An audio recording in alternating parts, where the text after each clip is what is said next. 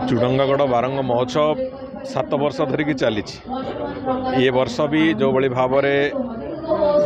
थे निजर ऐतिह्य को निजर संस्कृति को मन पकड़ापी जो प्रचेष्टा महोत्सव कमिटी करिछि विशेष करिकी तुषारकांत चक्रवर्ती जो अदम्य चेष्टा एवं तांकर जो सहयोगी बंधु मानकर महोत्सव कमिटीर समस्त जो प्रचेष्टा निश्चित भाव तार फल यह ये अंचलर लुप्त हो आसुथिबा ऐतिह्य को आउ थे मन पकेवा आवश्यकता एवं ये अंचल पछई जाइथिबा विकास को आउ थे आगु नबार जो योजना ये जोड़िक जाक कथा आगु को बाहर प्रक्रिया आरंभ होईची एवं मु तो अंततः ये अंचलर विकास पई जो कथा कही आज मंच उपरे से बाबद रे आमे योजना तार प्रारंभ कर सारीचु मु भावुची तार फल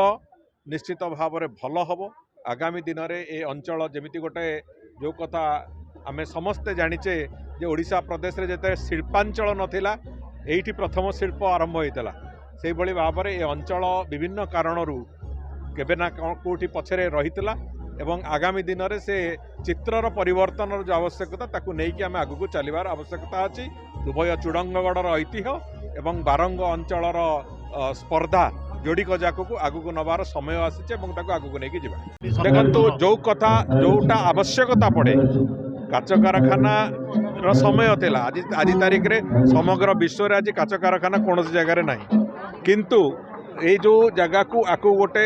इंडस्ट्रियल आउ कमर्शियल वायबिलिटी आने जहाँ जहाँ आवश्यकता अच्छी ताकू नहीं आम निश्चित भाव में आगू को जावाई प्रक्रिया तार जो आवश्यकता अच्छी गमनागमन ठू आरंभ करी तार जो अलगा दिगगुड़िक जो गुड़िक आड्रेस करने दरकार अच्छी ताकू सरकार निश्चित भाव में करेंगे तार प्रक्रिया तार योजना आम आरंभ कर सारी एवं भुवनेश्वर कटक को गोटे ट्विन सिटी वास्तव ट्विन सिटीर जो चरित्र से भाया एक मिश्रणर प्रक्रिया भी आम आरंभ करुचु एवं जार मध्यस्थली रे बारंग ही रही। Please watch current updates in Rainbow Digital. Stay logged in www.rainbowodisha.com. Subscribe our channel in YouTube and press the bell icon.